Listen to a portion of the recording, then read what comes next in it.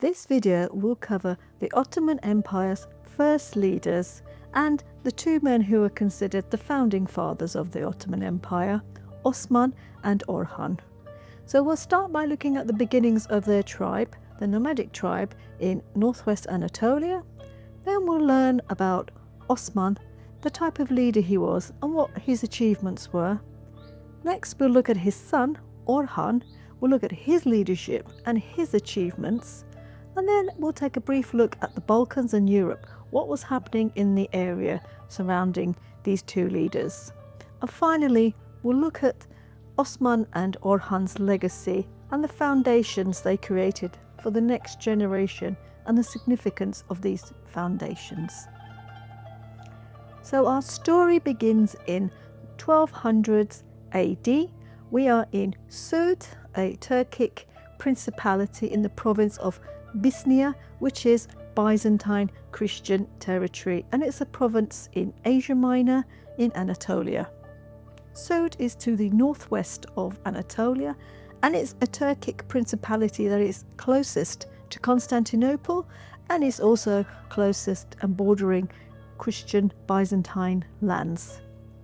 The earliest tribal leader that we know is Ertuğrul. He was the first leader of this tribe in Suud, and he was the bey, and it was a beylik. He was the leader. Ertuğrul's story, the history is a bit limited. We don't know too much, but it is believed that he was a Turkoman leader from the Kayı tribe, and the Kayı tribe belonged to the Oğuz clan. The Oğuz clan were nomadic peoples from the Central Asian steppes. These nomads were on a decades-long migration. For many decades they were moving towards the west, and during this migration a large number of them convert to Islam, and they're referred to as Turkoman, Islamic nomads. And it's the Battle of Manzikert in 1071 that opens up the Anatolian frontier to them. Turkoman nomads, they were warriors, they were frontiermen, frontier warriors. And conversion to Islam, it gives them a religious identity, but also a religious justification for their plundering. Islamic Gaza is the spread of Islam, and if you are a fighter, you are a Ghazi. Ertuğrul is in Suud, and he is ruling with his son Osman. And Osman is very significant also for his name, because Osman and his followers are called Osmanlılar, or the Ottomans. This is the name of the future empire. So what of Osman? What do we know about him? We believe he lived between 1258 to 1324. Osman, like his father Ertuğrul and his ancestors, was a tribal warrior. He was a leader and a frontier fighter. His soldiers were Ghazi fighters, and they had a very tribal loyalty, very tribal customs that they worked to. And this worked really well for raiding. He was very good with hit and run, ambush and siege tactics. Those were his military tactics, and they paid well. He was very easily able to capture surrounding towns in Bithynia, the surrounding towns to Suud, Bilecik, Yenihisar, İnegöl. His focus was always on Byzantine Christian lands, because these Byzantine villages and forts were weakly defended. They were weak and they were easy to take. They were easy pickings for him. He's very clever. He avoided cities and he avoided stronger enemies. He also cleverly avoided confrontation with Anatolian principalities. These principalities were normally larger and stronger than him. Osman is a tribal leader. What else does he have? He has charisma, he is brave, and he has a reputation for fairness and fairly sharing plundered booty. What of Osman's spiritual and religious background? Osman was a Sunni Muslim, and he was a disciple of Sheikh Edebali. Sheikh Edebali is a Sufi sheikh, and he's the spiritual leader of a Sufi tekke, a Sufi Islamic lodge. Sheikh Edebali was very influential in the frontier at this point in history, and Edebali has a very significant role to play, a significant part in Osman's spiritual story. Edebali is known to give Osman a Ghazi sword. This sword is later called the Sword of Islam, and it's used as an emblem of divine right to rule. This sword is later used by Ottoman sultans in their ascension ceremonies. So this is a very important sword for the Ottoman dynasty. Osman is so close to Edebali, the relationship is that close, he marries Edebali's daughter. So I'd like to now cover a spiritual legend, a spiritual story of sorts, and it's called Osman's Dream. What is Osman's Dream? It's a spiritual, mythical story of the beginnings of Osman's spirituality and his leadership. And the story is really, Osman has a dream which he shares with Edebali. And in Osman's dream, he sees the moon rising from Edebali's chest.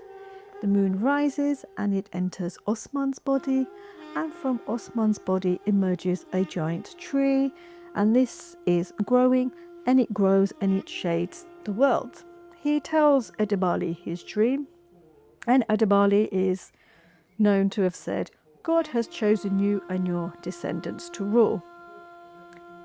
So Edebali is really giving Osman religious approval and divine destiny. So what of the Byzantines at this time? The Byzantine Emperor, the great Byzantine Emperor that we know, at this point in history, it's not what we remember it to be. It's a weak empire. So Osman's principality, his beylik in Suit, northwest Anatolia, geographically, it's very close.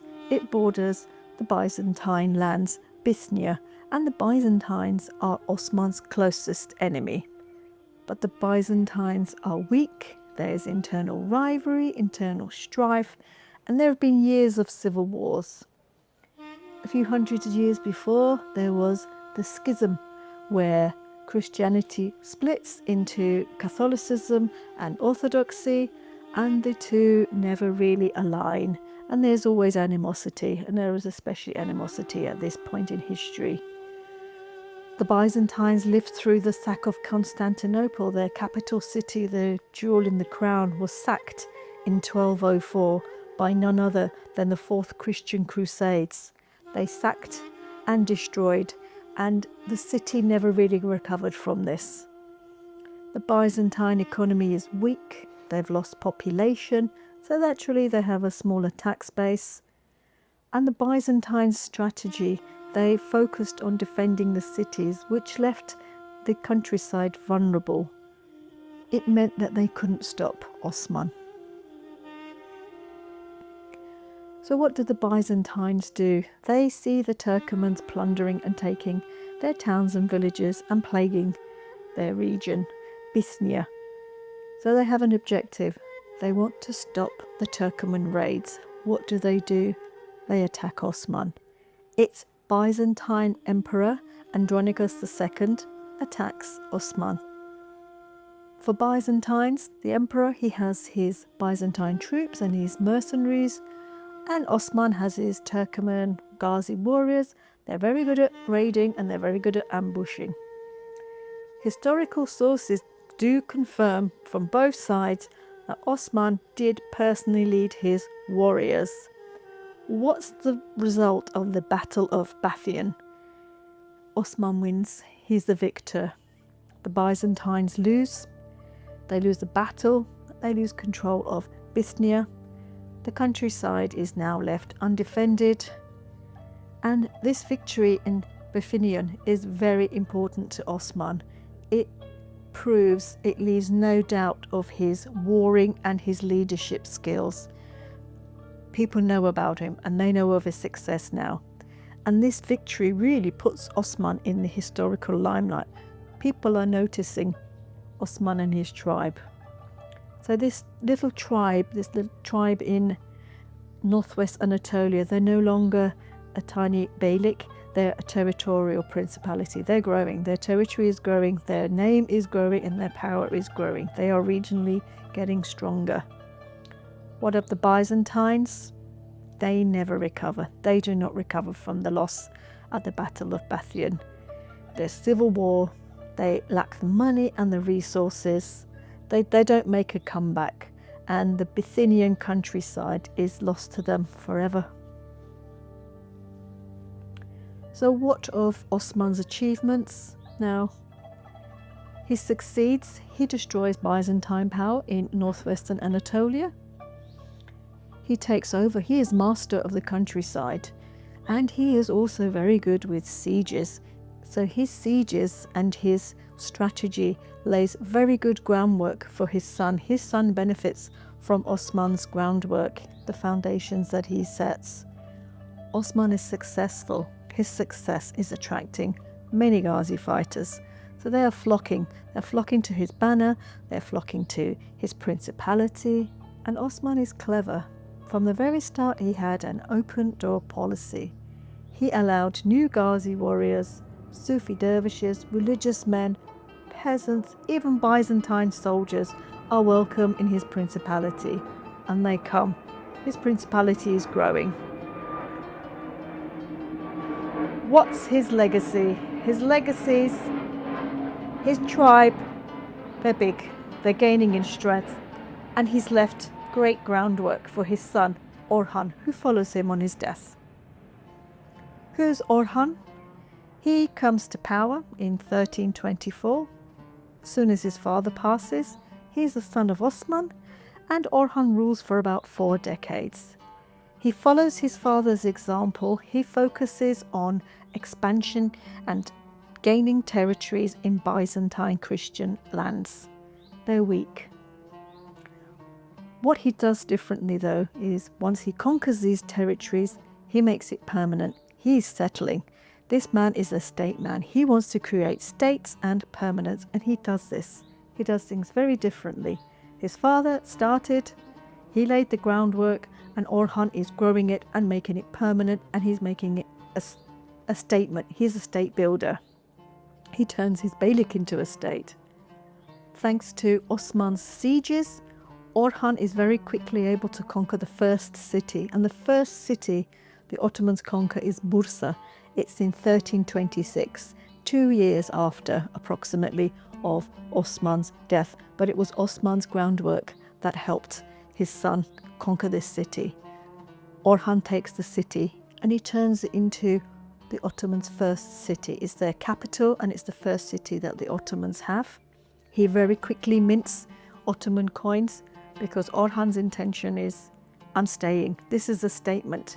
This is their city. This is where they are permanently settled. They're not going anywhere. Once he captures Bursa, he does not destroy. He looks after the city. He adopts the city. He grows the city. He invests in Bursa.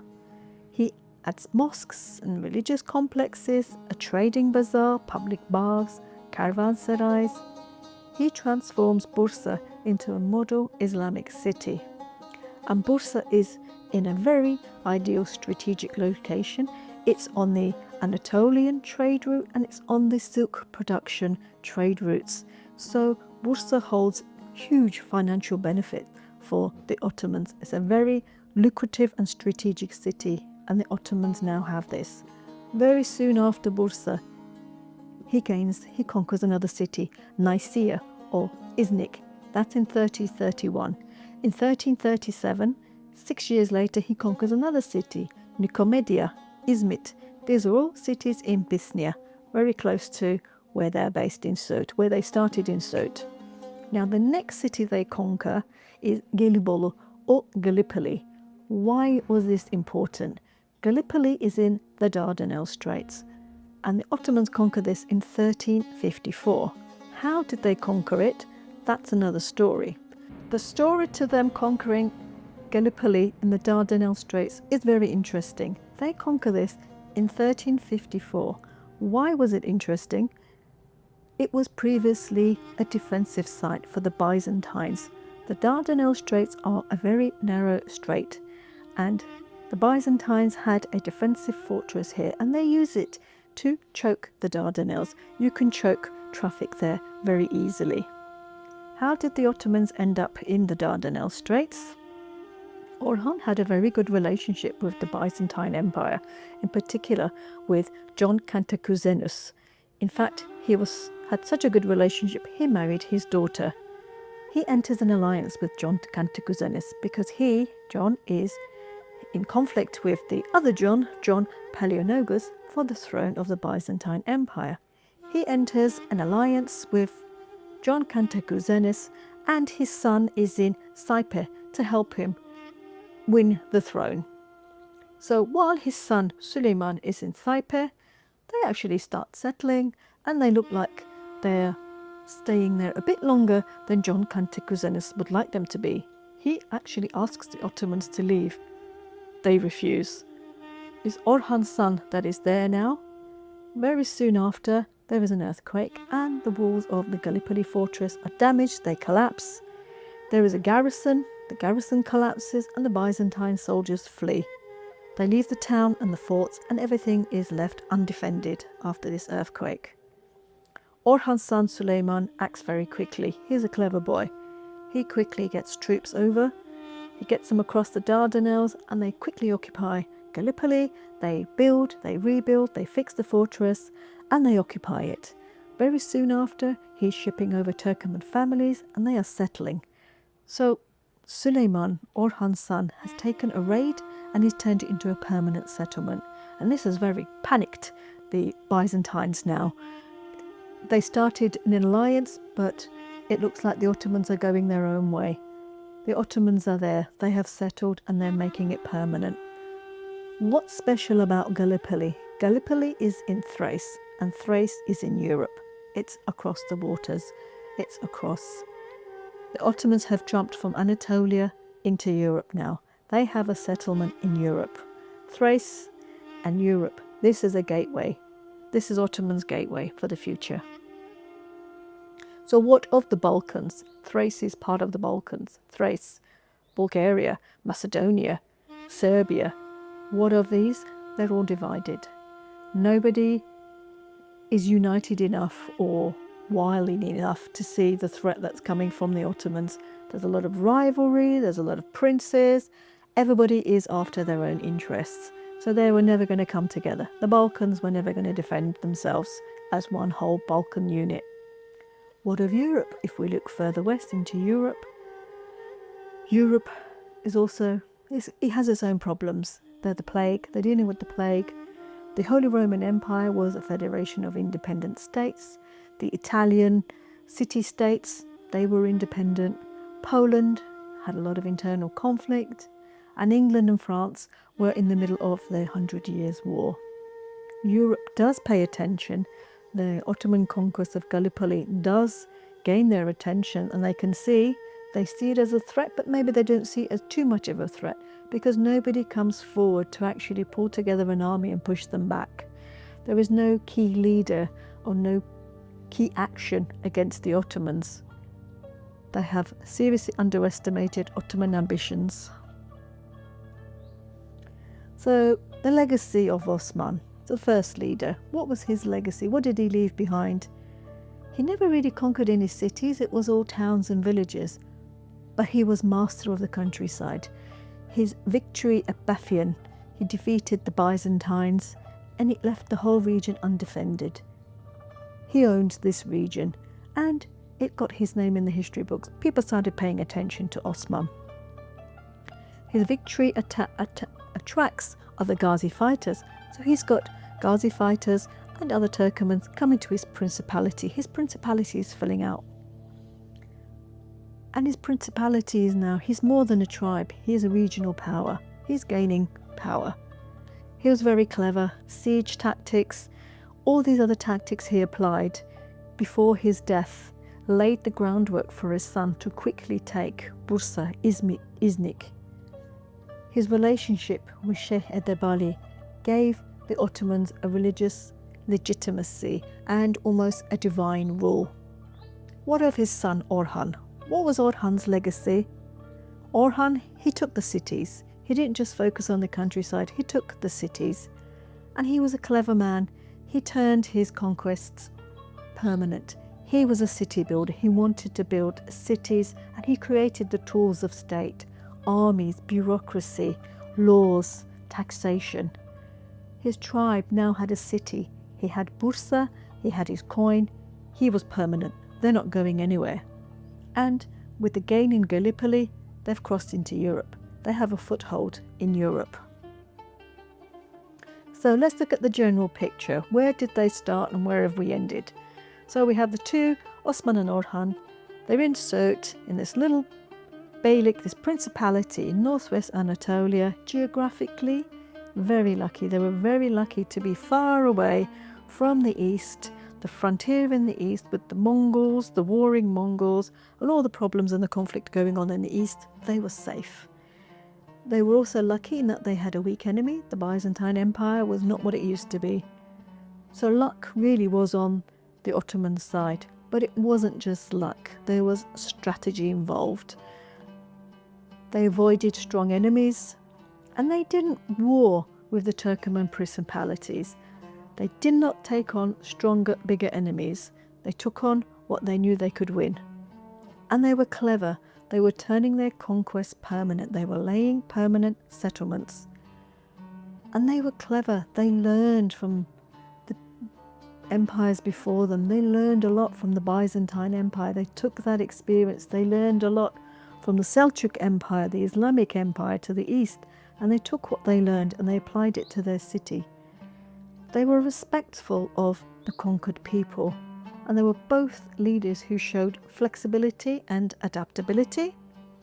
And they were both leaders with an eye on the future. They were conscious of leaving stepping stones and laying the foundations for the next son and the next leader. At this point in time, when they have died, Osman and Orhan still refer to themselves as bey leaders, and a lot of tribal customs were still important to them. What they leave the next leader, Murat, the son of Orhan, is a significant stepping stone, and that's on European soil, which would be very significant for them in the future. So Osman and Orhan, they have died. They're not yet an empire, but they're not far from being one. And if you want to find out what happens next, please click subscribe.